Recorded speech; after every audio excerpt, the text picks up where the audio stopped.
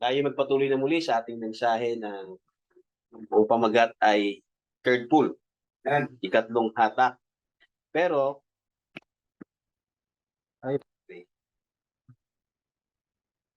natapos tayo doon ano, sa ikatlong hatak, kaya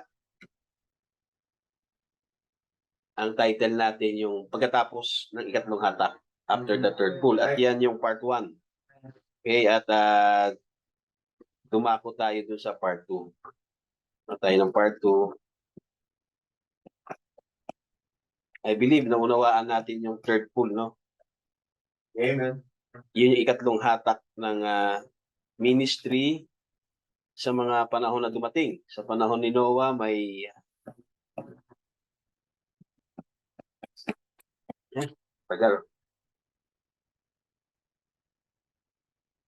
Okay, so makita natin ang ministry ni Jesus Christ ay consisted sa tatlong hatak o three pulls. At ang ministry niya ay hindi lang natapos sa earth, ay kundi umabot ito hanggang sa hell. Amen. At siya ay nangaral doon sa mga unsavable. Amen. Yung mga hindi na talaga maliligtas, yung wala ng pag-asa. Amen. At siya ay may tinatawag na tatlong hatak, first pull, second pull, and third pull. At nakita natin yan ng last Sunday kung ano yung first pull, second pull, at third pull ni Jesus. At ganoon din yan sa mga naunang panahon sa Old Testament, sa panahon ni Noah, amen, sa panahon ni Abraham at sa panahon ni Lot, meron ding the same, no? Meron din ang tatlong hatak. But it doesn't mean na pare-pareho yung mga tatlong pulls na yon, magkakaiba din. Parehong may tatlong pulls, pero hindi yan exactly pare-pareho. Kay Jesus Christ, ang first pull niya ay healing the sick. Second pull niya ay prophesying and condemning doon sa mga nag-reject sa message niya. Amen. Sana yun. Yan. Yung mga people reject him. Yung sinabi niya sa Matthew 22:33 na who unto you scribes and Pharisees and hypocrites. Amen. At ang pangatlo ay doon sa hell nung bumaba siya. So yan yung tatlong ministry niya. The ministry of Jesus Christ incarnating the church in the last day.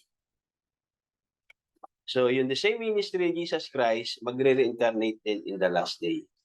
Okay? So sa scripture na St. John 14:12.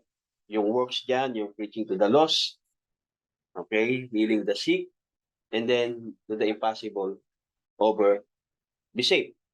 Okay? Makita nyo dyan, wala namang sinabi dyan na speaking the word into existence. Tama? Kasi yung preaching sa mga impossible to be ever be saved, yan yung third pull ni Jesus Christ. Okay? Kaya hindi ibig sabihin kung si Jesus may three pulls, ang bride merong three pulls, si Badibana meron din three pulls, si Noah may three pulls, pare-pareho yan. Okay? Hindi ganon. Para-pareho sila na merong tatlong pulls. Amen? Dahil God is perfected in three. Pero may pagkakaiba din yan. Okay? So yan muna yung kay Jesus Christ, yung the works niya. Under ng works si Jesus Christ, preaching to the lost, healing the sick, first pull. And then to the impossible to be ever be saved, ay third pull. Yung second pull, hindi lang nabanggit dyan. Ang second pull ay yung mga hindi tumanggap. Yan ang second pull niya. Yung mga nag-reject sa kanya, ng mga scribes and Pharisees, ay siya ay kinokondemn niya. Okay? Now, kay Badibana naman, consisted din ng three pulls. Una ay healing the sick. Second pull ni Badibana ay discernment of the spirit. Nadi-discern niya. Nadidetect niya ang disease kapag nahawakan ka niya, nadidiscern niya yung mga espiritu, yung mga disease, mga espiritu yan, mga demon spirit yan na nasa tao. Pag hinawakan ka niya, nadidiscern niya, nadidetect niya. At nalalaman niya ang puso't isipan, kung saan ka nakatira, kung ano yung mga unconfessed sin mo. Yun yung discernment. Kaya Body Banam yun. Okay? At ang third po ni Body Banam ay may dalawang bagay na hindi ito nakita o na ipapangaral sa mahabang panahon na tayo ay nasa end time. Ang third bull ni Body Banham ay iba sa third bull ni Jesus Christ. Okay? Ang third bull ni Body Banham, ang una mga kapatid, ay speaking the word into existence. At yung speaking the word into existence ay, ang end time ay ini-impersonate nila ito. Diba? Oh, may third bull ako. Kasi nung sinabi ko, nung nag-pray ako, nangyari eh. Diba? Naisip ko, ganito. Diba? Ini-impersonate ng end time. Ang third pool, mga kapatid, na speaking the word into existence, ito ay great job. At nangangailangan ito ng isang tinatawag na sagradong tao. Okay? Ang buhay niya ay sagrado, ang buhay niya kailangan naka-abide siya sa words. Amen? At consecrated ang buhay niya sa Diyos. At siya yung tao na pinili ng Diyos para sa job na yon. Kasi ang third pole na speaking the word into existence, yan ay great job. Hindi yan yung naisip mo lang na gusto ko magkaroon ng fried chicken. Di ba? Gusto ko lumitaw, ganyan. Hindi yan. Kung titingnan nyo at ini-example madalas ay si Joshua. Di ba? Si Joshua ay nagkaroon ng third pole, speaking the word. Amen? Na pinasunod niya ang kalikasan. Tama? He commanded the sun and the moon to stay there, na manatili. Now, ano ang great purpose? Bakit niya nasabi yun o sinalita yun? Sa matinding pangangailangan. Kasi it's a matter of life and death. Kapag dumilim, matatalo sila sa labanan, maraming mamamatay na mga warrior ng mga grupo nila Moses. Di ba kasi si Joshua ay general siya. Siya yung pinaka-general sa kanilang hukbo. So alam niya na kapag kumagat na ang dilim, matatalo sila sa laban. So dito ngayon gumawa ang Panginoon sa pamamagitan ni Joshua at nagsalita siya. Kaya hindi yun sariling isip o salita lang ni Joshua, naisip niya lang, uy, matatalo kami Pag dumilim ba? O sige, sasalitain ko, uutusan ko itong araw at buwan na manatili muna para wag kayo matalo, hindi. Ito ay salita din ng Panginoon na inanoint ang bibig, inanoint mismo si Joshua. Kaya, it is a great job. It is not a personal desire or it's not a human sympathy na naawa ka lang. Diba? Kaya katulad ni Sister Hattie Wright, hindi naman naawa si Body Banam doon eh. Kung titingnan niyo kalagayan ni Sister Hattie Wright, mahirap lang. At yung income niya, ay napakaliit na ng income niya. Tapos may sakit pa siya, tapos may sakit yung mga magulang niya.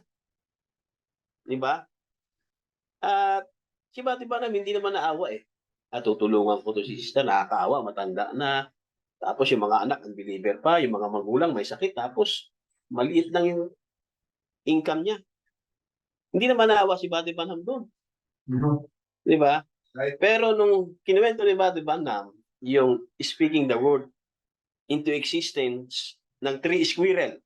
Sabi niya, God created squirrel. Sabi niya, sino naglagay doon ng 3 squirrel? Sabi niya, God created 3 squirrel. Amen. At sumagot yun ay maliit na Bible study meeting. Amen. At biglang nagsalita, Sister Hattie Wright, sabi niya, that's nothing but the truth, Brother Banham. Amen. At doon napapurihan ni Sister Hattie Wright ang Panginoon. Kaya sabi niya sa propeta, hindi naisip ni Brother Banham, Sister Hattie Wright, di ba, naaawa ako sa iyo. Di ba? Hindi. Sabi ng Panginoon sa kanya, nagsalita, Sabihin mo sa babae yan, magsalita siya kung anong gusto niya mangyari at mangyayari. Kaya, sinabi Sister Hattie Wright, nagalak ang Panginoon, nag-glorify mo siya, sabihin mo kung anong gusto mo sabihin at sasalitain ko, mangyayari.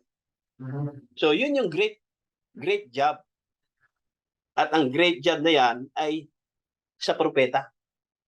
Di ba? Sila talaga yung fitted dun sa great job na yan. Amen? Kaya,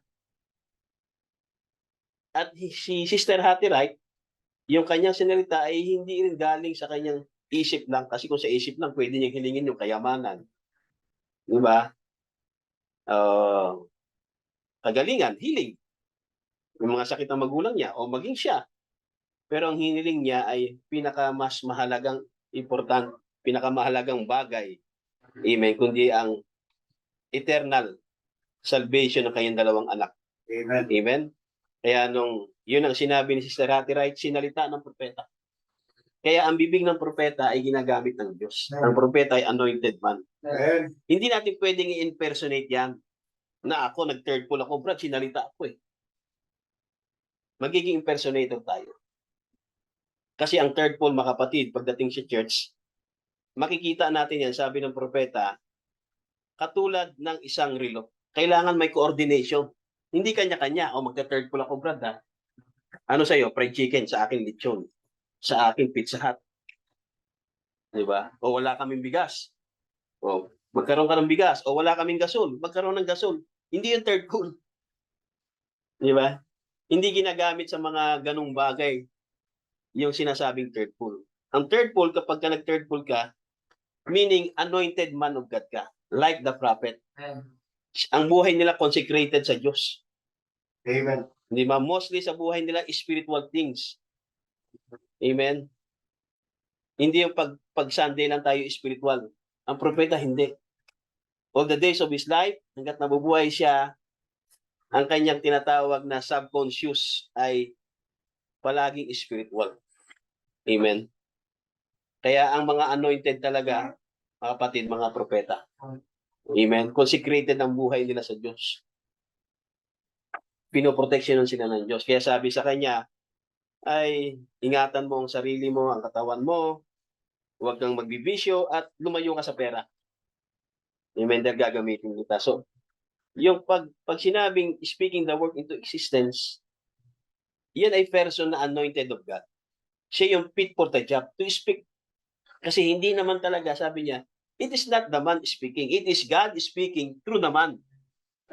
Ganon din yung prophesying. Diba? Thus saith the Lord, thus saith the Lord. It is not the man speaking. It is the word of God speaking to the lips of a man. God used the lips of the anointed man. Yeah? He uses our lips. Pwedeng gamitin ng Diyos yung ating bibig. Amen? So, ang third pull, mga kapatid, pagdating kay Buddy Branham, unang-una ay speaking the word into existence. Kung ikukumpara nyo sa ministry ni Jesus Christ, doon sa time na kung saan ay minultiply niya ang bread and fish, tsaka he turned the water into wine, tama? Yan ay speaking the word by multiplication. Kasi meron ng substance eh. Right. Hindi out of existence. Yung three squirrel ay out of existence. Wala talagang squirrel doon. Pero yung he turned the water into wine, meron ng substance. Ano yung substance? Yung water. He turned into wine. Tapos, minultiply niya. Ganon din yung fish, minultiply niya. Kaya hindi yung third pull. Ang third pull, na speaking the word, wala talaga. Lilitaw siya. At yun yung squirrel. Amen? At ano ang purpose? Bakit gusto ni Buddy Branham na makahuli siya ng squirrel? Ano gagawin sa squirrel? Kakainin niya, di ba? So, gusto niyo lang kumain ng squirrel, kailangan niyo pa mag-third pull? Yun na ba ang purpose nun? Para meron siyang maipritong fried squirrel? Yun na ba ang purpose talaga ng Diyos doon? Kaya Buddy Branham, personally, yun yung main purpose niya. Kasi para sa kanila, ang squirrel, masarap yan talaga na, na pagkain nila, lalo kung ikaw ay Banda doon, yun talaga yung kinalakihan nila ng mga tao. Squirrel talagang hinuhuli nila at kinakain talaga nila yun. Pero hindi yun ang purpose ng Diyos. Ang purpose ni Bati Banam, manghuli ng squirrel para pagkain. Pero hindi yun ang purpose ng Diyos. Alam niyo kung ano yung purpose ng Diyos? Bakit nag-create siya ng 3 squirrel or 7 squirrel? Alam niyo ang purpose ng Diyos? Merong behind that. Bakit kailangan pang mag-create ng Diyos ng squirrel? Tama? At iyon, mga kapatid, kay Sister Hattie Wright. Nung kinuwento ni Buddy Banham na ang Diyos nag-create ng 3 squirrel, out of nothing, ang sabi ni Sister Hattie Wright, that's nothing but the truth, Buddy Banham. Dahil the rest na mga nakikinig kay Buddy Banham that time na kinukwento niya, nakanganga, hindi makapaniwala. Na, ang Diyos nag-create ng si Sister Hattie Wright, nagsalita agad ng malakas, that's truth, that's nothing but the truth, Buddy Banham. Doon nagalak ang Diyos. Yun yung great job. Yung salvation ng 2 anak ni Sister Hattie Wright. Amen. Kaya ba, di ba na, manghuli lang siya, manghunting lang siya para pagkain. Di ba? So, ibig sabihin, ang third pull, mga kapatid, hindi siya yung dahil makakain ka lang, makaligtas ka lang sa gutom sa araw na ito, makapagsaing ka lang. Nagsalita ako, bigla pagtingin ko, may gasol na eh. Hindi ganun ginagamit ang third pull. At ang Diyos ang gumagawa niyan. Kaya, hindi naman alam ni Buddy Banham na ang magiging purpose pala ng speaking the word into existence ng 3 squirrel ay para kay Sister Hattie Wright sa mga anak niya na 2 unbeliever. Hindi alam ni Buddy Banham. Sa kanya lang, makakain na siya ng squirrel. Right. So kung pagkain na pala ng squirrel, bakit kailangan pang mag-create ng Diyos? Di ba? Kaya ang great job, mga kapatid, ng creation ng 3 squirrel ay salvation ng 2 anak ni Sister Hattie Wright. Another third pull, di ba, Nam, ay yung resurrection ng little fish nung sila ay nagpipishing doon sa river. Meron siyang 2 brother na kasama na mga Jehovah's Witnesses. At nagsalita ang Panginoon sa kanya, ngayon makikita mo kapangyarihan ng Diyos. Salitain mo na ang isda na yan mabubuhay yan. Akala ni Buddy Banham, talaga ano lang siya eh. Parang hindi totoo. Kaya ginawa niya, sinalita niya, sabi niya, "Oh little fish, I will give back your life." At nung nakita nila yung little fish na yon na 20 minutes ng patay, nakalabas na yung hasang, ay nabuhay, nag-flip at lumangoy, naniwala ngayon yung 2 Jehovah's Witnesses. Kaya ba diba na bilang prophet? So anong tawag doon? Great job. Salvation. Eternal life. Kasi kung walang purpose, anong purpose ng Diyos? Bakit kailangan niya pang buhay yung little fish? Dapat sana yung mga patay na lang dun sa morgue ang binuhay niya. Baka marami pang ma-convert. Tama? Dapat, di ba na, pumunta ka doon sa morgue. Lahat ng mga patay doon sa morgue, salitain mo mabuhay. Bakit hindi na lang ganun? Bakit little fish ba? Bakit doon pa sa pamimingwit? Dahil ang purpose ng Diyos ay yung 2 Jehovah's Witnesses. Sila pala ay mga predestinated seed.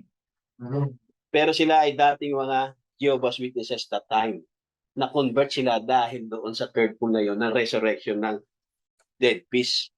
So ang third pull, hindi siya sasalitain mo na naisip mo lang o naawa ka lang sa tao. No, sir. Diba? Kaya sabi ko nga, dapat pumunta na lang sa morgue. Diba? Mas maawa tayo kung tao patay. Diba? Yung little fish eh. Bakit yung little fish ba ang napili ng Diyos na salitain at buhayin?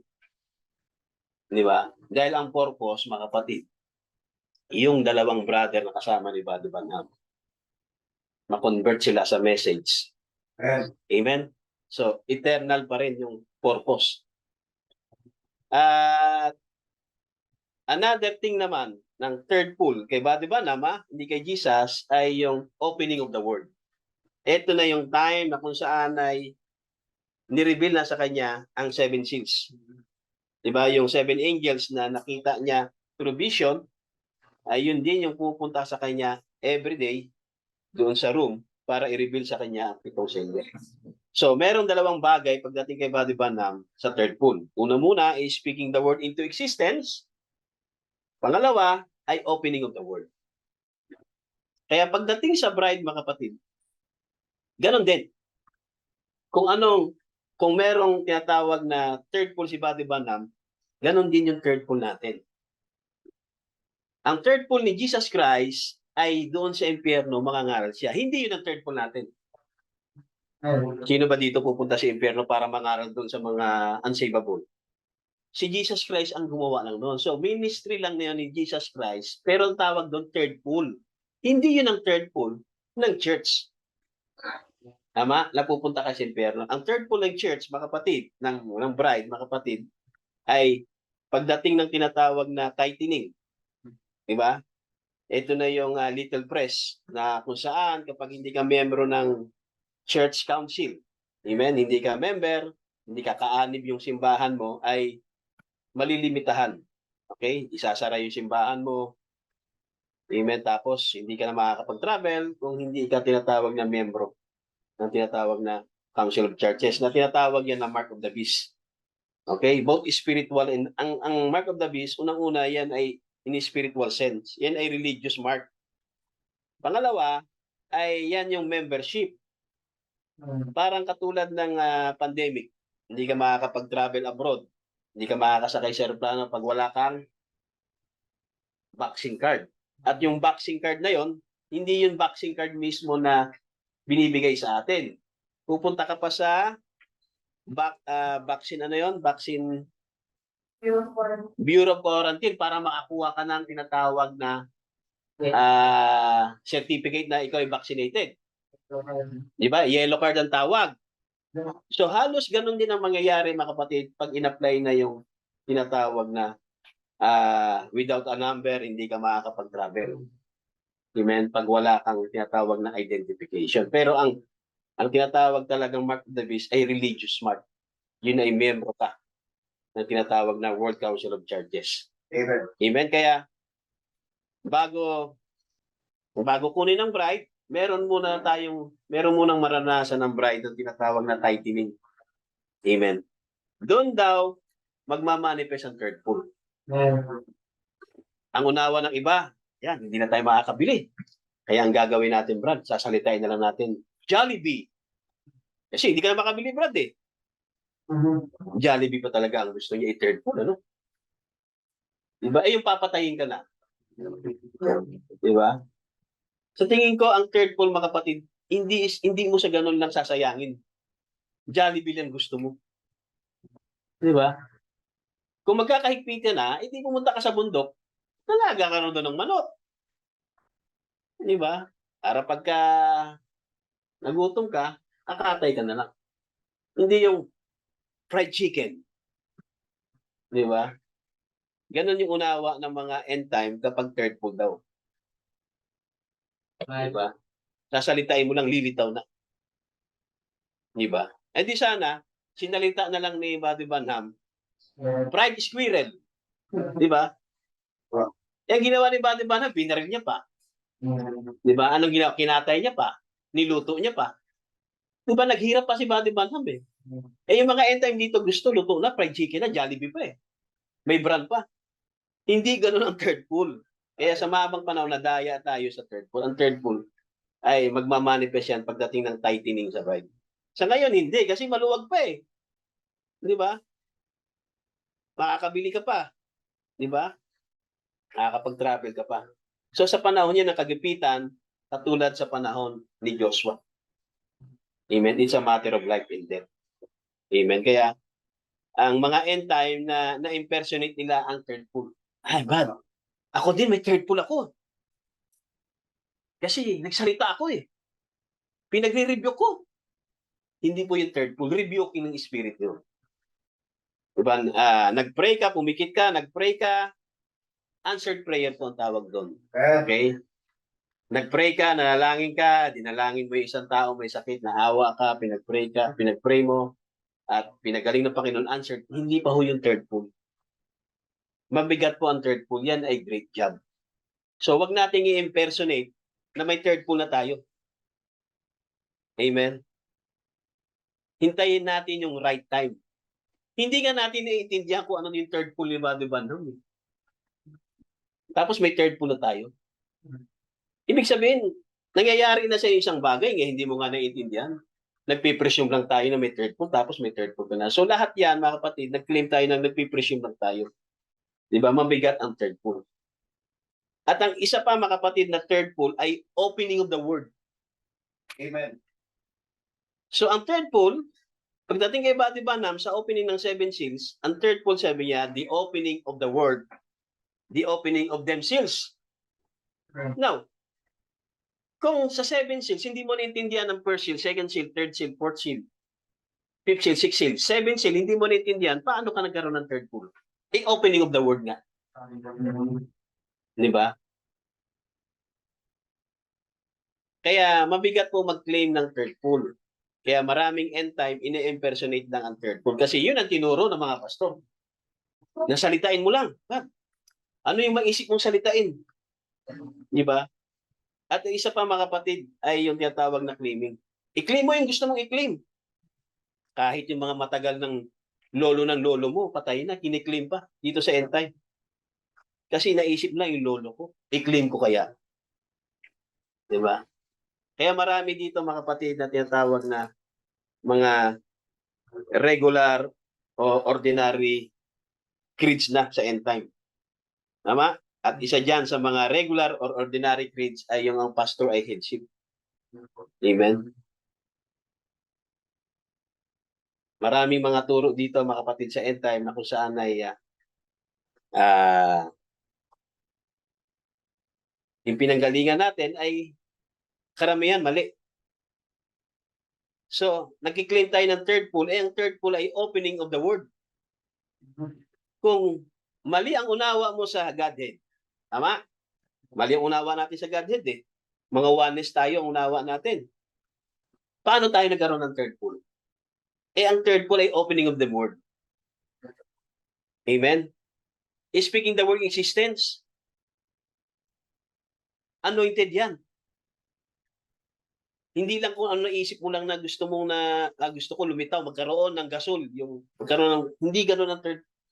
Hindi mo gagamitin sa ganoon. Kaya, sa mahabang panahon, na-impersonate lang natin. Mga impersonator lang tayo noon nung nag-claim na may third pull tayo. Kailangan natin tanggapin yon at mag-repent tayo. Amen. Pero never in my life, ako, nagpatotoo ako na may third pull ako. Wala akong ganyan testimony. Hindi nyo narinig sa akin yan. Brad, nagkaroon ako ng manifestation ng third pull, nagsalita ako.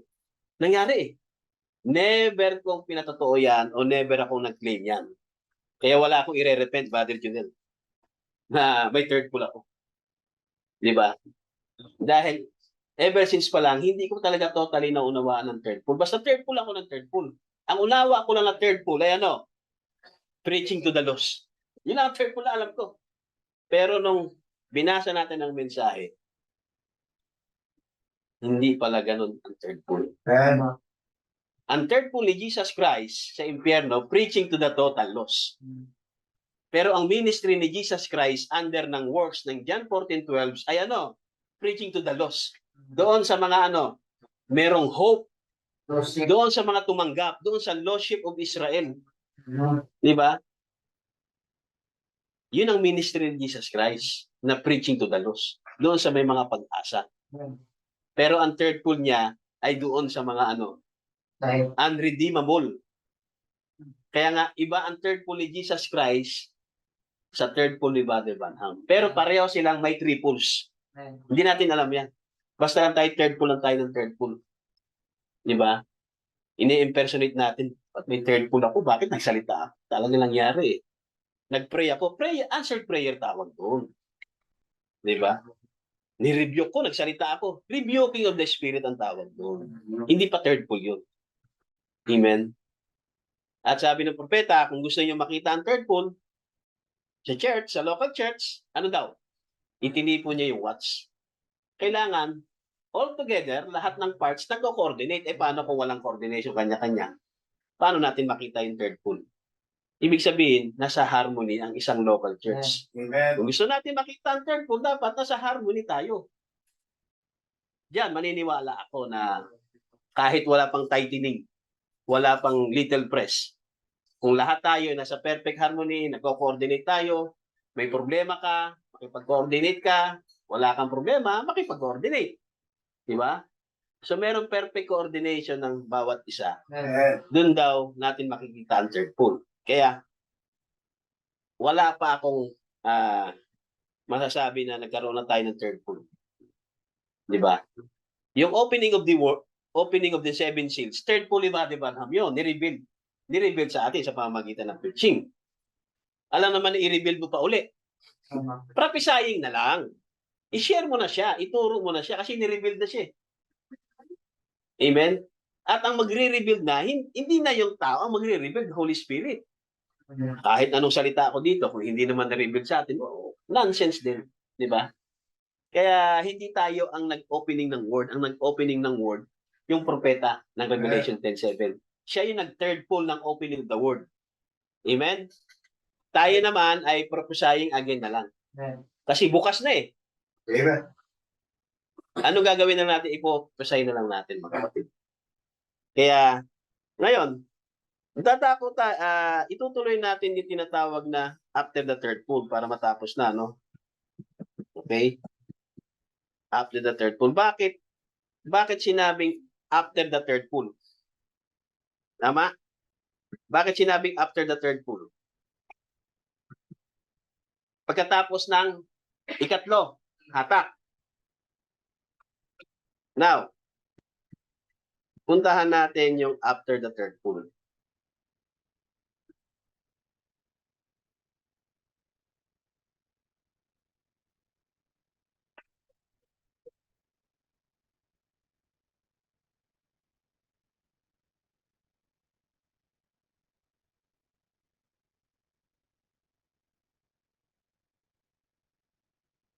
Natapos na natin yan eh. Yan, yung third pole ni Jesus Christ, nakita niyo dyan? But hindi third pole ni Brother Branham ha, taharang yung ano eh. Ano ba yung layo yan? Yan. Kapala din.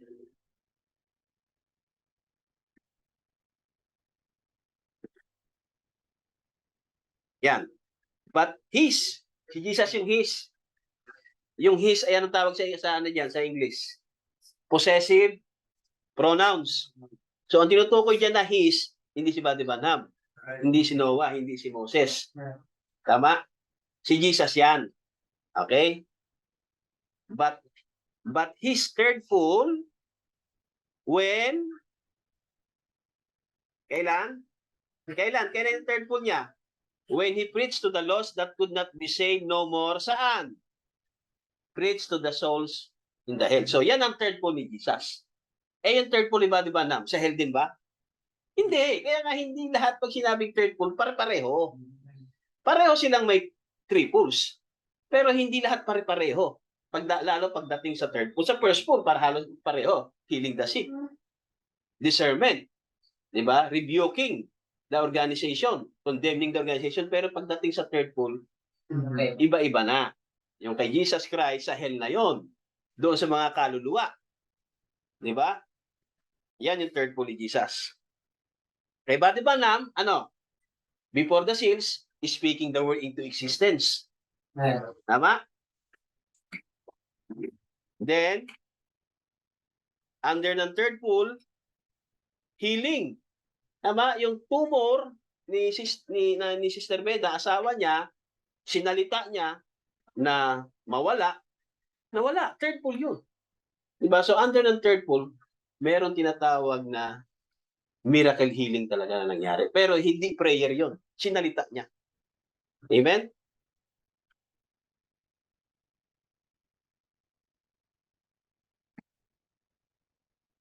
Yan. Jesus' ministry consisted of the three poles. Yan. Kay Jesus, ha? Huwag niyong ilagay na the same thing kay Brother Branham. May pagkakaibahan. So, yung kay Jesus, yung second, rebuking the organization and prophesying. Pero sa turo natin noon, i-third pull mo na yan kasi hindi naniniwala eh. Di ba? Yan. First pull, second pull, third pull. Yan kay Jesus yan. Yan. Okay? First pull, second pull, and third pull. Nagpulit-ulit to. Now, punta naman tayo. Ito na pala yung hinihintay ko na i-flash na ko. Punta tayo kay Noah's ministry. Sa panahon ni Noah. Atras tayo ng panahon. Amen. Noah's ministry, lahat ng mga ministries. Old Testament, New Testament. Ay ano daw? Done the same. Okay? Ibig sabihin, pareho itong may triples. Kung may triples sa panahon ni Jesus, may triples sa panahon ni Badiba na may triples siya. Ganon din yung mga ministries doon sa Old Testament. Di ba? Kay Noah, meron din triples. Okay? Si Noah ay nag-preach. Okay? Tapos, after niya mag-preach, dumating ang time, he went into the ark, pumasok siya. At nung siya pumasok sa ark, natapos na yung ministry niya, natapos niya nang gawin yung ark, okay? At pinapasok na sila ng Panginoon sa ark, nung siya pumasok na sa ark, ano nangyari? Wala pa ulan. Meron pang 7 days that nothing happened. So tumakbo pa yung 7 araw. Walang nangyari. Kaya yung mga hindi naniwala kay Noah, tawa-tawa, kita mo si Noah, tirig na tirig ng araw nagkukulong sa ark. Sabi niya, magkakaroon ng ulan. Tirig na tirig ang araw. 7 araw na siya. Hindi pa sila naiinitan dyan? Kasi ang nagsara na ng door, nag-shut ang Diyos eh. Hindi na sila pwedeng lumabas. Okay? So, nung sila Noah, sama ng family niya, pumasok na sila sa ark, amen? Merong 7 days pa na tumakbo. Sa loob ng 7 days, walang nangyari. His testimony preached to the doom. So sa loob ng 7 days, yung testimony ni Noah, nag-preach to the doom. Hindi si Noah yung nag-preach, kundi yung testimony niya. Di ba? Hindi mismo siya si Jesus, siya mismo yung nag-preach doon sa doom. Bumaba siya sa hell. Pero si Noah, hindi siya mismo yung nag-preach kasi nasa loob na siya ng ark eh. Pero sabi yung testimony ni nag-preach to the doom. Habang sila Noah ay nasa loob na ng ark, yung mga tao tinatawa-tawanan yung mensahe ni Noah about sa ring. Nakita mo si Noah, nagkulong na sila. Tirik na tirik ang araw, summer na summer. Amen. Alam niyo anong month yan? Month of Siba. Asib o Siba. Ano yan? May. May yan. Tag-araw yan. Kaya tawa ng tawa sila, pinagtatawanan nila yung mensahe ni Noah about sa ring, about sa ark. Amen? Pero sila Noah, nasaan na sila Noah? Then tumakbo ang 7 days. So sa loob ng 7 days, tawa ng tawa yung mga tao. Diba? Tinutuya nila si Noah. Pero yung araw na yan, sa loob ng 7 days na yan, yan daw yung testimony ni Noah, preach to the doom. Doom na sila. Kasi nung sinara na yung ark, wala nang chance sila para makapasok doon sa ark. Kapag sinara na ng Diyos ang biyaya, wala nang chance. Doon ka na. Tumawid ka na sa line ng mercy and death. Amen? Kaya nung sinara ng Diyos ang door of the ark, doon na sila. At yung mensahe ni Noah, tinatawa-tawanan nila. Yun ang ibig sabihin na and he went into the ark, there were 7 days that nothing happened. His testimony preached to the doom. Diba? Nasaan si Noah? Nasa loob. Tama? Yung preaching na lang ni Noah, yung testimony, yung mensahe ni Noah, yung tinatawa-tawanan nila. Yun ang ibig sabihin na his testimony preached to the doom. Amen? Sa loob ng 7 days. Okay? Ganon din daw, all ministries. Amen? Pagdating ng rapture, wala na ang bride. Yung mga tao, mga kapatid, tatawanan nila ang mensahe. Di ba? Sabi nila, merong dilubyo, wala naman eh. Di ba? Magugunaw daw ang mundo, wala naman ah. Di ba? May rapture, wala naman. Di ba? Kasi hindi nila mamapansin kapag merong mga nawalang na tao. Sasabihin nila, kinidnap lang yan. Kaya nawala. Amen? Hindi sila maniniwala talaga sa araw ng rapture na may rapture. Pagtatawanan nila ang mensahe ng rapture. The same din yan, kapatid. Katulad sa panahon ni Noah, pinagtatawanan nila ang mensahe ni Noah. Kaya nga, yung testimony ni Noah, preach to the doom, pero si Noah, nasa na? Nasa loob ng ark. Ganon din ang bride. Ang bride ay nasa glory na. Ang testimony natin ay nagpipreach doon sa mga naiwan sa tribulation. Amen? Yan yung after the third pool. Pagkatapos ng third pool. Kaya ang title natin is after the third pool. Not without mercy. Mercy was sent to them by the prophet. Tama? Hindi pwede kasi ang Diyos hahatol kagad siya. Kaya nung si Noah ay binigyan niya ng mensahe at si Noah ay nangaral sa loob ng mahabang panahon, yun yung mercy ng Diyos sa tao. Hindi walang mercy.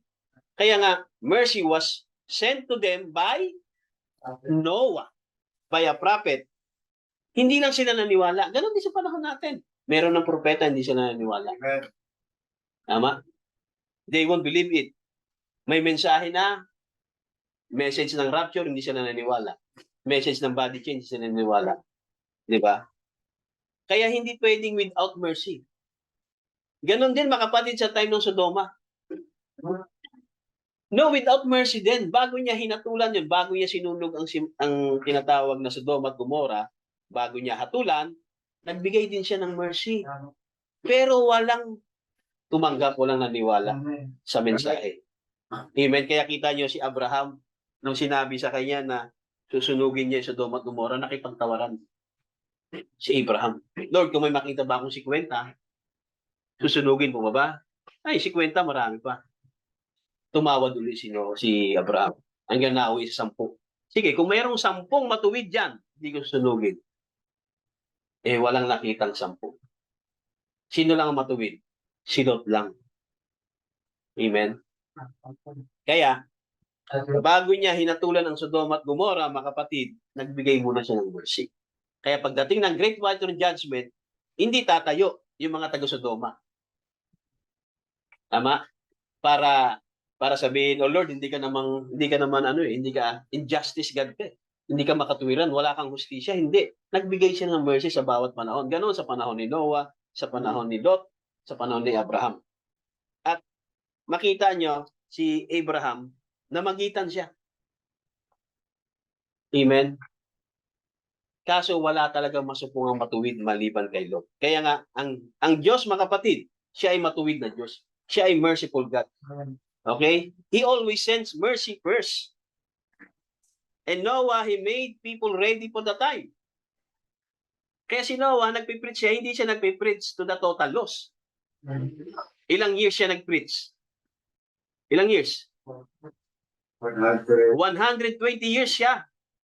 At the same time, gumagawa siya ng ark. Wala pa siya doon sa loob ng ark, ha? Diba? 120 years. So si Noah, mga kapatid, ay call of mercy. Hindi siya yung mga preaching to the total loss ka na kasi nag-reject eh. Not during that time. Ang doom, mga kapatid, ay after the third pool. Amen. Doon darating ang doom. Amen. Kaya after the third pool, Noah made the people ready and it was a call of mercy before judgment. So sa loob ng 120 years, si Noah, mga kapatid, ay made the people ready. It was call of mercy before judgment. Sa atin dito, sa pinanggalingan natin, kapag hindi naniwala, preaching to the total loss ka na. Impyerno ka na, makita na lang tayo sa Great White Throne. Pero si Noah, mga kapatid, he made the people ready. It was call of mercy. Pero walang naniwala sa kanya during that time, ha? Walang nag-agree. Kaya ano nangyari?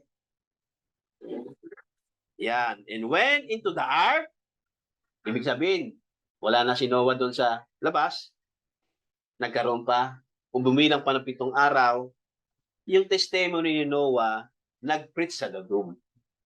Yun na yung third pool doon sa mga doom. Pero after the third pool na. Amen? Kasi nga, pumasok na si Noah sa ark. Now, Noah had 3 pools.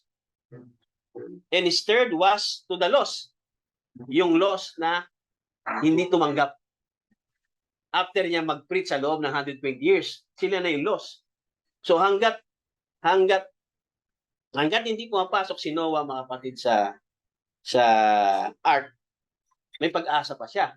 Kasi siya nga daw yung mercy na pinadala ng Panginoon. Pero nung pumasok na siya sa ark, wala nang pag-asa yung mga tao sa panahon ni Noah. Now, his third wall was after the door was shut. So, ang third pool ni Noah ay ano? Anong third pool ni Noah? After the door was shut. Amen?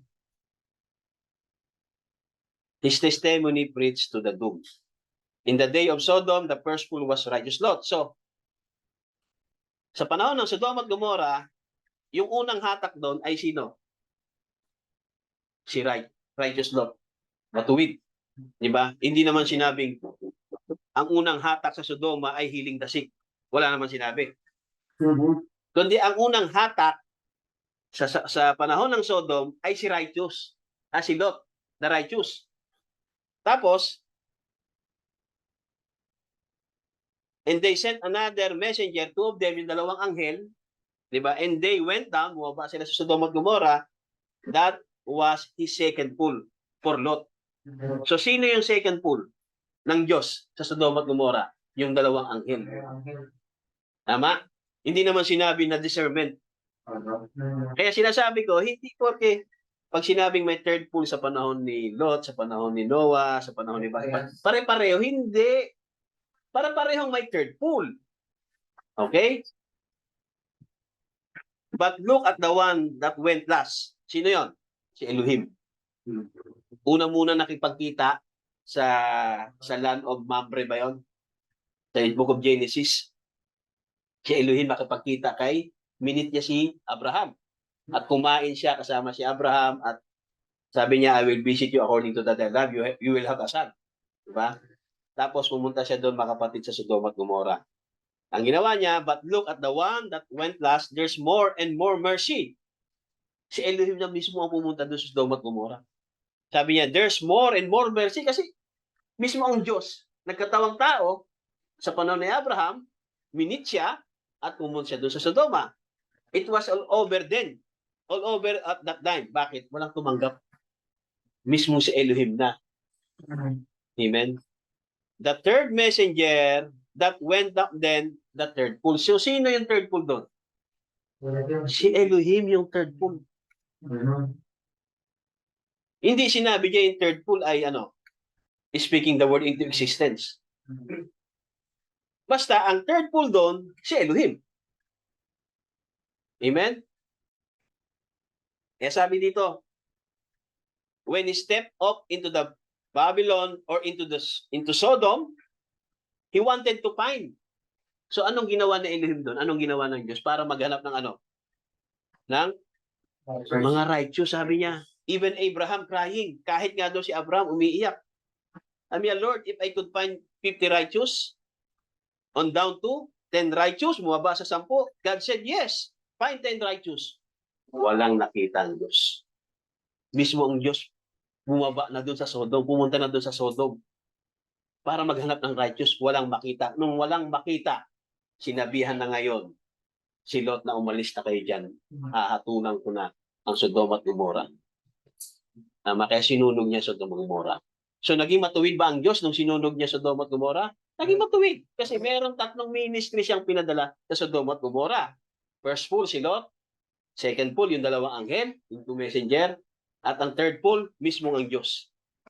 Right. Diba? Kaya matuwid ang Diyos nung hinatulan niya ang Sodom at Gomorrah. Kahit na namagitan pa si Abraham bilang propeta. At si Abraham pala ay tipo ni Christ na namamagitan din. Amen? Kaya nga, three fools in the days of Sodom, first fools were righteous Lot, the first message was Lot. O, hindi sinabing healing the sick. Kaya hindi pag sinabing first fool, healing the sick. Yun ang unawa natin, di ba? Pag sinabing first fool, healing the sick agad, ini-equate agad natin. First fool, sigurado ako healing the sick. Hindi nga eh. First fool was the righteous Lot. Nag-healing the sick ba si Percy ano doon? May nabasa ba tayo? May sinabi ang propeta, may sinabi ang Bible na si righteous Lot, nag-healing the sick ba siya doon? Hindi naman eh. So, hindi porke sinabing first fool, healing the sick agad. Depende yan kung anong panahon. Kung kaninong triples yun. Kung sa panahon ni Buddy Branham, ang first fool niya, healing the sick. Sa panahon ni Jesus, ang first fool niya, healing the sick. Di ba? Ang second fool naman ni Buddy Branham, discernment of the Spirit. Pag hinawakan ka niya, nade-discern niya kung anong espiritu na sa'yo, kung anong sakit niya. Di ba? Kay Jesus naman, ang second fool, rebuking the organization. Sino nagsabing magsitakas kayo sa galit ng impyerno? Kayong mga henerasyon ng mga ulupong. Nagaganyan ba si Buddy Branham? Sinasabihan niya bang mga ulupong? Yung mga ministry association? Di ba hindi niya naman sinasabihan? O kayong mga ulupong ng mga Christian businessman, sino nagsabi sa'yo magsitakas kayo ng galit ng impyerno? Ganun ba si Buddy Branham? Hindi. Discernment si Buddy Branham. At si Buddy Branham, isa sa mga third pool niya ay ano? I forgive you of your act. Nung sinabi niya na I forgive you of your act, pinatawad, hindi. Pinatawad yun kasi third pool yun. Sinabi ng propeta, pinatawad. Kahit galit ang Panginoon dahil gumagawa sila ng kahalayan, yung mag-girlfriend, mag-boyfriend, kahit gumagawa sila ng kahalayan during si Buddy Branham, pinatawad din ng Diyos kasi sinabi ng propeta, I forgive you of your act. Yun yung third pool ni Buddy Branham, forgiveness. Hindi preaching to the total loss. Kaya magkaiba yung third pool ni Buddy Branham sa kanyang earthly ministry at sa ministry ni Jesus Christ doon sa head. Magkaiba, may kaibahan. Pero parehong third pool ang tawag. Okay? Yan. So, another messenger, two of them, yun ang second pool naman. So, ang second pool, yung dalawang messenger. Hindi natin alam kung anong ginawa ng dalawang messenger doon. Wala tayong exact na masabi kung ano ba sila. I believe, nangaral din sila. Tama? Nangaral din sila. Si Lot nangaral din. Hindi man natin mabasa na si Lot ay preacher, pero I believe, yung patotoo, yung testimony ni Lot, yun ang nagpipreach. Diba? Kaya kahit hindi ka preacher, kung meron kang testimony as a Christian, Amen. nagpipreach ka na rin through your life. Diba? Hindi mo kailangan pang magsalita. Tahimik ka lang, pero consecrated ang buhay mo sa Diyos. Tama? Sasabihin ng mga tao, ito tunay na Kristiyano itong mga to. Talagang ito yung mga tunay na anak ng Diyos. Itong mga tunay na man of God. Hindi ka nagsasalita, kundi ang nagsasalita sa kanila yung testimony mo. Yun ang kalagayan, kaya tinawag siyang righteous Lord. Ang tawag sa kanya, isa kang matuwid na taon Lord. Amen. The first message was Lot. The second message, another messenger, second pool, yung dalawang anghel, two angels. At in the third messenger was went down three, ay walang iba sa Elohim. Okay? Yan yung triple sa panahon ng days of Sodom. Di ba? Nandyan din ang panahon ni Abraham. Namamagitan siya dyan eh. Na huwag niya ng lusawin eh. Di ba? Kaso wala talaga ng supungan ng Diyos kahit nang siya mismo yung bumaba doon. Okay? So what do they do today? Anong ginawa na ngayon? Pareho din sa panahon natin. Di ba? I belong to the assemblies. I belong to the oneness. I am advanced in the spirit, speaking tongues. Glory to God, I speak in tongues. All right, go ahead. Sabi ni Buddy Branham, I'll cut my hair if I want to. Di ba? Pag gusto ko, puputulin ko buhok ko. Gusto ko manatili, I just say this. I don't have to be baptized in the name of Jesus Christ. I don't care what said. Paul is an old woman hater anyhow. Yan ang sinasabi nila. All right, sige, magpatuloy lang kayo sa ganyan. Sabi niya, one of these days, if you have it already, you cross the line, Okay lang. Ibig sabihin hangga't bukas pa yung luklukan ng awa, sige, magpatuloy lang muna kayo hanggang bukas pa. Tama? Hanggang meron pang pumipigil. Hanggang bukas pa ang biyaya, hanggang may grace pa. Hanggang tinatawag na grace dispensation pa. Hanggang may mercy pa. Sige, patuloy lang kayo. You cross the line, you'll never decide no more to do what's right. Okay? Darating ang time kapag na-cross mo na yung line, you'll never desire no more na gawin ang mabuti. Ano ang tawag pag wala ka ng desire na gawin tama yung maling ginagawa mo?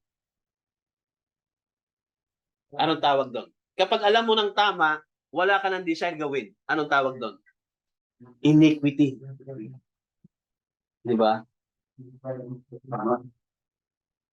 Eh sabi niya, you cross that line and you never want to do it, you'll still read the gospel sure, but you'll never accept it. So pag nasa iniquity ka na, pag nakakross ka na, napunta ka na sa iniquity, kahit nakakarinig ka pa ng gospel ng message, hindi mo natatanggapin. You cannot accept it. Kasi pumasok ka na sa mystery of iniquity. Diba? Iba naman yung kapag naagawa siya ng mali, ay nag-a-accept siya ng mali at gusto niyang itama. At gusto niyang gumawa ng tama.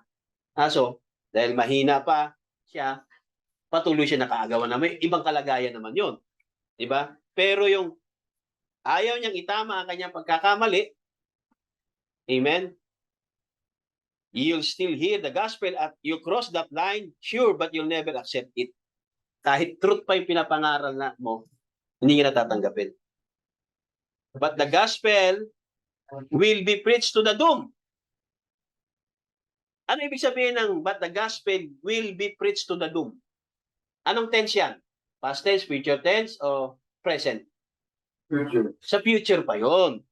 So ngayon, dahil bukas pa mga kapatid, ang luklukan ng awa, hindi pa tayo nagpipreach sa doom. Pero may mga tao na kahit bukas pa ang luklukan ng awa, once na tumawid na siya sa line, kapatid, kapag nasa iniquity na siya, hindi niya rin tatanggapin, mga kapatid, yung gospel kahit bukas pa yung luklukan ng awa. May ganong mga tao. Pero hindi pa tayo nagpipreach sa doom. Tama? Dahil gospel will be preached. Kailan magpipreach sa doom? After the rapture. After the third pull ni Noah. Diba? Kaya may mga tao, mga kapatid, ay wala ng pag-asa kapag pumasok na saan? Sa iniquity, kapag pumasok na sa Hebrews chapter 6. May mercy ang Diyos, pero wala na silang pag-asa kapag nakakross na sila sa line ng iniquity at ng Hebrews chapter 6. Amen? Pero hindi pa tayo nagpipreach sa doom. Dahil the gospel will be preached to the doom. Kapag dumating na yung doom, kailan darating ang doom? After the rapture. After the third pull. Kasi bago mag-rapture, mga kapatid, meron mo ng third pull manifestation ng bride. Yan yung sa panahon ng little squeezing, little press o tightening. Meron pa tayong manifestation ng third pull. Kaya excited pa tayo. Kaya wag muna kayo excited. May third pull na ako. Wag muna kayo excited. Wala pa. Wala pang little squeezing tapos may third pull ka na. Nag-pray ako tapos nagkamtupas. Answer prayer yung Brad. Tama. Pinagre-review ko Review ko yung the spirit yung Brad. Hindi pa third pull yun. Kaya nga ang third pull, mga kapatid, ito ay great job. Amen? Great purpose. Hindi yung nagutom ka lang, wala kang bigas, wala kang gaso, gusto mo na mag-third pull Pwede namang mangutang ka, pwede kang manghiram. Tapos ang problema, kailangan pa third pull, wala ka lang 1 kilong bigas. Di mag-fasting ka. Di ba? Magtrabaho ka. Gusto niyo magkaroon 1 kilong bigas? Mamulot kayo ng pako sa kalsada. Benta nyo, mamulot kayo ng bubog. Sino dito namumulot ng bubog, nagbebenta? Ako nung bata ako, elementary. Homeless kami, no parents. Namumulot ako sa kahabaan, parang Marcos Highway. Lahat ng bubog dyan, anong klaseng bubog? Lahat. Dadapunti ko, lalagay ko sa sako, buhat-buhat ko yan. Tapos, ikot uli ako pabalik. Yun. Pagdating sa junk shop, ibenta ko. May pambili na akong bigas. Hindi ko kailangan mag-third pull. Di ba? Hindi wala ka ng bigas, gusto mo gamitin na yung third pull? Hintayin natin yan. Amen? May tamang panahon para mag-manifest ang third pull. Di ba? Kung may mga karamdaman, mag-pray. Amen? Pero kung mag-manifest talaga ang third pull sa'yo, personally, mga kapatid, kailangan ikaw consecrated. Tsaka naka-abide ka sa word. Paano kung mali-mali unawa mo sa word? Paano ka naka-abide? Pastor, I hate sheep. God did explain, mali din. 7 seal, mali din. 7 thunders, mali. Tapos, may third pull ka na. Ang third pull ay ano? Opening of the word. Amen? Kaya, kailangan na natin tanggapin na nagpipresume lang pala tayo na may third pull na tayo noon. Amen? Kaya, wag nating madali. Darating ang time ng third pull. Sa matinding pangangailangan, mag-i-speak ka into existence. Diba? Wag lang isang araw ko lang walang bigas, isang araw ko lang walang gasol. Gusto mo na third pull na tawag. Diba? Salitain mo. Aling Maring, pautang ko 1 kilong bigas. Pautahin ka ni Aling Maring. Salita din yun. Pero yung tinatawag na supernatural thing na speaking the word into out of existence, hindi pa pwedeng gamitin sa mga ganong mga walang katuturan. Wala pa katuturan yun. Diba? Pero kung isa matter of life and death, katulad sa panahon ni Joshua, yan. Diyan ginagamit ang third pull. Amen. Amen? Kaya, but the gospel will be preached to the doom after the rapture pa yan. Those that eternally lost can get saved no more. Sino yung tinutukoy dyan? Yung mga pumasok na sa iniquity at sa Hebrews chapter 6. Na, for the last time, tandaan nyo lagi for the last time, kasi may first time Tapos sa last time, tumanggap na May mga ganon. Diba? Unang preach, unang share mo, hindi tinanggap, ni-reject. Pero, meron siyang another man na siya pala yung right man. Nung pinreach niya, the same message na pinreach mo, tumanggap siya kasi siya pala yung right man. Paano kung hindi ka right man nung time na pinreach mo? Paano kung nag-teacher-teacheran ka lang, hindi pa ka pala teacher? Paano kung mali pala yung pagkakapresent mo ng third pull? Hindi niya paniniwalaan. So tama lang yung ginawa niya, hindi siya maniwala. Kasi mali yung unawa mo sa third pull So paano niya paniniwalaan? Nireject niya yung preaching mo third pull. Paano mali yung unawa mo pala? Tapos meron palang gagamitin ng Diyos na right man sa kanya para paniwalaan yung third pull. For the last time. Ligtas hindi? Ligtas. Kaya lagi niyo tandaan, merong laging last time. At ang last time, minsan, sa last breath ng tao. Sa uling hininga ng tao, doon niya tatanggapin ng Panginoon. At doon ligtas siya. Amen. Katulad sa Father, diba? Naligtas yun. Amen. Na-claim niya yun. Kasi bago mamatay yun sa kanyang arms, mga kapatid, tinanggap niya ang pagkakamali niya, tinanggap niya na tama ang mensahe ni Diba? Na tinanggap niya ang Panginoon pagsisi. Okay? Kaya, sa 300, all those who rejected the message of the hour, ang mensahe na reject. Tama? Before the doom. Ayan. So, bago ang doom, the gospel was preached to the doom. Okay? First, before they went without mercy. After na sila'y pumasok na doon saan? Sa ark, without mercy na. Pero bago sila pumasok, mga kapatid, mercy. The gospel was preached to the doom. First, before they went without mercy. Noah shut up. Noah shut up. Hindi si Noah ang nag-shut up Ang Diyos ang nag-shut up. Kasi, diba na preacher na ano yan Diba? Hindi siya talaga teacher na Noah, tinutukoy niya si Noah, shut up ang Diyos. Was a testimony, yung testimony ni Noah. Ang God shut the door. Ayun, nilinaw niya sa baba. Yung shut up, God shut the door. after his third pull. After the third pull at Sodom. Sino yung his dyan? Sino yung his? After his third pull, after the third pull at Sodom, sino yung his? Possessive pronoun yan. Sino yan? Sino?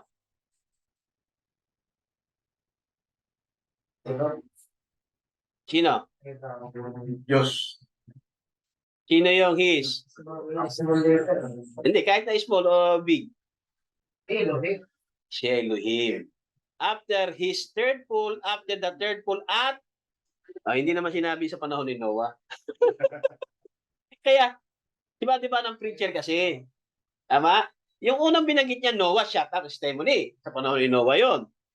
God shut the door after his third pull. Okay? Sino yan? God shut the door after his third pull. After the third pull at Sodom. Sino pala tinutukoy niya? After the third pull, Sodom. Sodoma pala. Si Elohim pala. The doors was shut. Tama?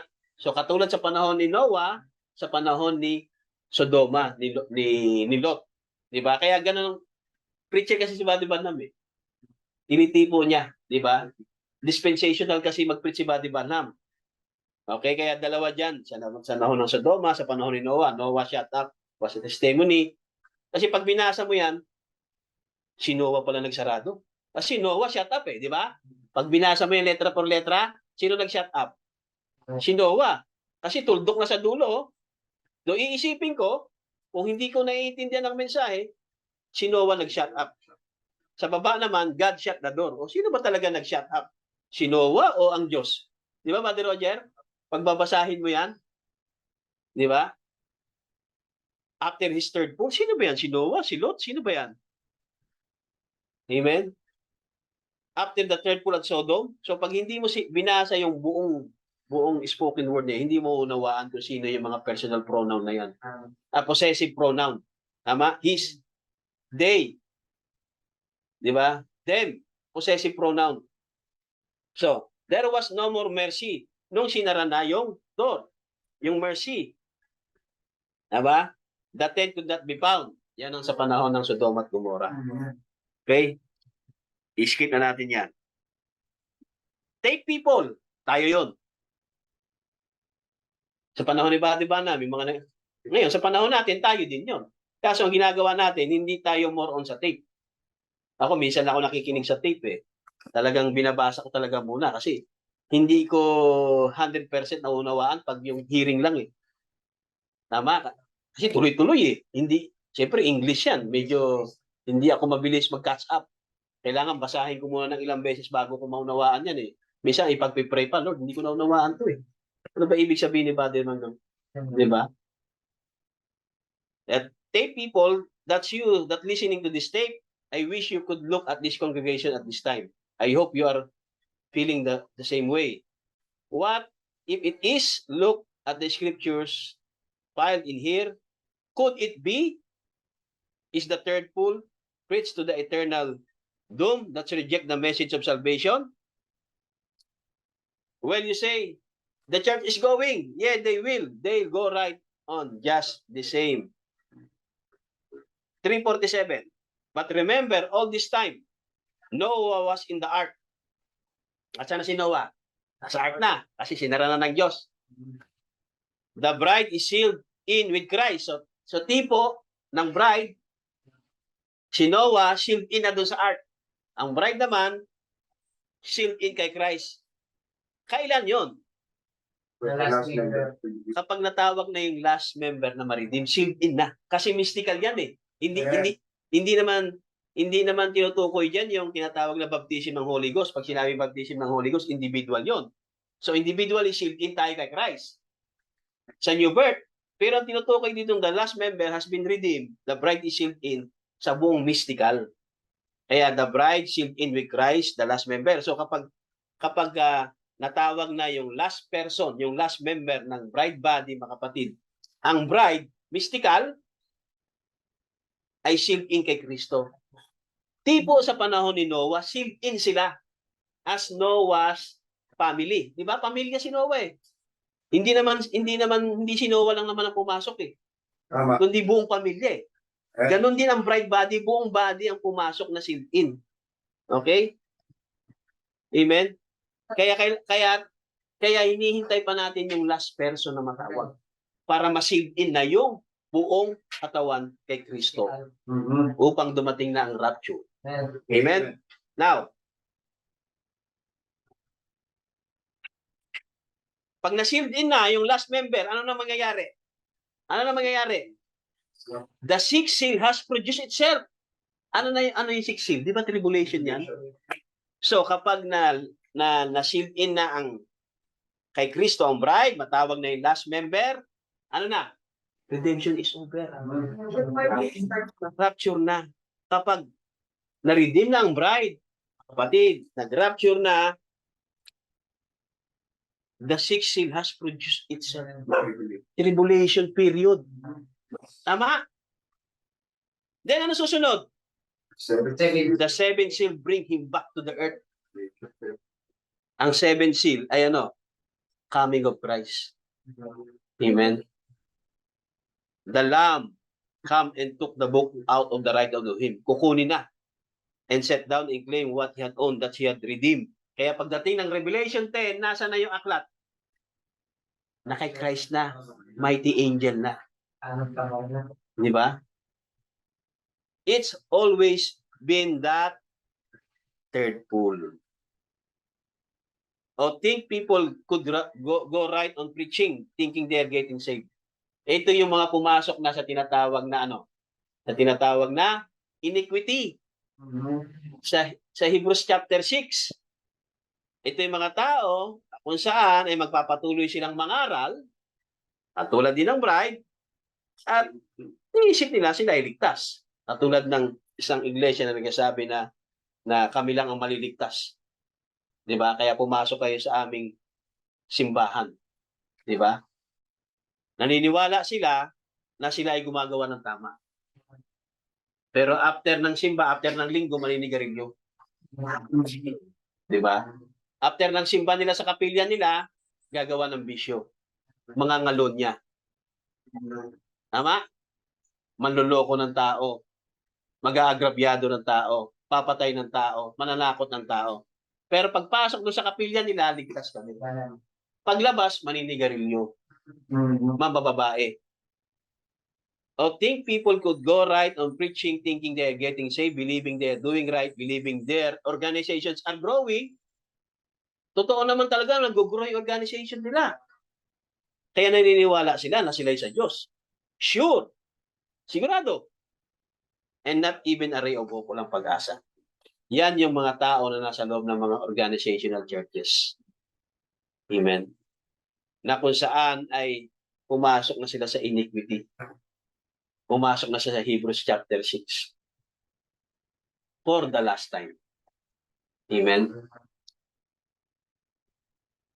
And the people will laugh at this message. Yan na. Tatawa na lang yung mensahe. Go on, just be a church member. Patuloy na kayo maging church member. Cut off your hair. Paint your face. Go on. Take Father, Son, and Holy Ghost. Ano? Water baptism. Tama? The foolishness of preaching saves the lost. And it's foolishness to men. It's the wisdom of God. So ang tawag nila mga kapatid sa tinatawag na preaching, itong message ay foolishness.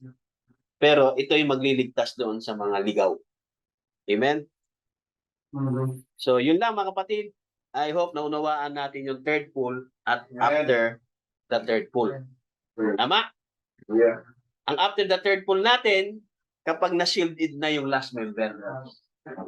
Di ba? Yung testimony, yung message natin, yun ang magpipreach sa doom. Tama? Pagtatawa nila, patuloy silang magtatawa sa mensahe. Kasi pumasok na sila sa iniquity. Yun na yung will be preached to the doom. Hindi pa tayo nagpipreach sa doom. Kasi bukas pa yung biyaya eh. Amen. Pag redemption is over mo na, paano yung last person, last predestinated person? Mahatulan siya. Di ba? Stop share. Amen. So I hope naunawaan natin mga kapatid ang lawak ng biyaya ng mensahe. No? Hindi pa tapos ang tinatawag na pagtawag ng Diyos sa kaligtasan. Amen. Bukas pa ang biyaya sa mga tao at meron pang inalat na tinatawag na last time doon sa mga nag-reject. Amen. Ay may last time pa. Possibly meron pang last time. Pero kung yung first time na ni-reject mo at yung rejection na yon sa first time na ni-reject mo ang message at yun ay pumasok ka na sa iniquity, wala ka ng last time. Yun na yung first and last time mo. Pero meron mga nag-reject kasi hindi nila naunawaan, hindi pa appointed time. Kaya hindi nila tinanggap. Ang nireject, hindi namin naintindihan. Nag-Bible study kami doon. Hindi na kami pinabalik. Parang hindi pa appointed time, kaya hindi nagpatuloy ang ministry. Di ba? Pero kung nag-Bible study na kayo doon at nag-iniquity na sila, yun na rin yung last time nila. Kaya ibig sabihin ang tao mga kapatid, kung mag-reject siya sa first time, may pag-asa pa siya dahil may last time pa. Huwag lang siyang papasok sa iniquity at sa Hebrews chapter 6 dahil yun na yung last time niya. Okay, kaya magbigay lang tayo ng biyaya. Pag may gustong makinig sa mensahe natin, share nyo lang yung mensahe. Kung ayaw, ayaan lang, iwan. Diba? Huwag nating hatulan o third pull ka na. Tapos ang iniisip ko yung third pull ni Jesus Christ, hindi third pull ni Body Banam. And third pull ni Body Banam, speaking the word in existence, tsaka opening of the word. Kung ang third pull na iniisip mo ay third pull ni Body Banam, yun ang maganda. Pero yung third pull ni Jesus, sa impyerno yun. Huwag yun. Kasi si Jesus Christ lang gumawa ng ganung klaseng third pull. Nag-preach siya doon sa mga kaluluwang nasa hell na hindi na maliligtas. Yun ang third pull ni Jesus. Pero ang third pull ng bride, mga kapatid, katulad sa third pull ni Body Banam, is speaking the word into existence at opening of the word. Pero prophesying again na lang. Kasi ang nag-open na talaga yung propeta sa bride. Okay? Kaya I hope na unawaan natin yung third pull at ang after the third pull. So ang preaching to the total loss sa mga doom ay after the rapture. Yan yung after the third pull. Kasi before rapture, meron pang manifestation ng third pull ang bride. Yan ay mag-i-speak out of existence na. Pero hindi yung wala ka lang makain, fried chicken. Brad, ako, lechon. Brad, ako, spaghetti. Ako, sopas. Kanya-kanyang third pull. Di ba? Hindi po yun ang third pull. Amen. Yun po ay tinatawag na magic. Okay? Kaya I hope naunawaan natin, tapos na tayo sa ating mensahe dito sa third pull at sa after the third pull. Kaya tayo lang ay maging mabiyaya, amen, sa mga tao na kung saan ay hindi pa tumatanggap, amen. Maging mabiyaya tayo kasi hindi pa sinasara ng Diyos yung arka, yung pintuan, yung mercy, hindi pa sinasara. Amen. Pero may mga tao ngayon na kahit bukas pa yung mercy, ay wala nang pag-asang maligtas. Sila yung mga tao na nireject nila ang message for the last time. Sila yung mga tao na pumasok na sa mystery of iniquity. Sila yung mga tao na kung saan ay pumasok na sa Hebrews chapter 6. Basahin niyo yung Hebrews chapter 6. Bakit? Yun palagi ang sinasabi ni Body Banam. Ano yung Hebrews chapter 6? Amen? Doon palang ilalagay, mga kapatid, yung tinatawag na buhay pa, at bukas pa iluklo ng awa, pero sila ay doom na. Pero yung preaching to the doom, ay hindi pa ngayon. Tayo ay nagpi-preaching to the lost, katulad ni Jesus, para hanapin yung last predestinated person. Preaching to the lost, to seek, to save the predestinated person. Yun ang hinihintay natin, na matawag na yung last person na ma-redeem doon sa katawan ni Kristo. To seek and to save. To find, to hunt. Diba? Hanapin. Okay? At hindi tayo talaga yung maghahanap actually. Gagamitin na tayo ng Diyos. Ang maghahanap Holy Spirit. Kaya hindi natin kailangan, Brad, doon sa barangay na yan, maraming tao dyan . Baka may bride dyan. Magkawain tayo dyan. Hindi ganun ang paghahanap, mga kapatid. Tama. Ang Holy Ghost ang maghahanap. Gagamitin ka ng kanya. Ia-anoint ka niya. Na hindi mo mamamalayan, bigla ka pala nag-Kristo. May tao na sinirang ka doon, tumanggap. Tama? Hindi yung magpaplano tayo. O sige itong isang barangay na to, ay meron itong mga 1,000 O hati tayo. Doon ka sa kanya, sa kanan, 500 sa akin, 500 sa iyo, para mahanap natin. Hindi ganun ang paghahanap, mga kapatid. Ang paghahanap ay sa pamagitan ng pangangaral ng salita, pero ang Holy Ghost pa rin, ang mag-i-inspired sa atin, ang magdadala sa atin doon. Di ba? Hindi yung magbabakasakali tayo, Brad, baka predestinated ito, baka ito na. Isip lang natin yung amen? Kaya ang paghahanap ng last predestinated seed, hindi natin problema. Problema ng Diyos yun. Di ba? Ibig sabihin ng problema, trabaho ng Diyos yun. Kasi hindi naman problemahin ng Diyos yun kasi predestinated Ibig ko sabihin, trabaho ng Diyos yun na siya maganap. Gagamitin niya lang ang vessel. Tama? Ia-anoint niya ang person. Ngayon, kung ikaw yung pinili ng Diyos na person sa job na yan, ikaw ang gagamitin niya kahit tumakas ka. Tama. Di ba? Pero karamihan, mga kapatid, sa mga tinalagang mga man of God, sila yung tumataka sa ministry. Hindi sila yung, gawin mo akong propeta, Lord. O ako, gusto ko teacher ako. Ako, gusto ko pastor ako.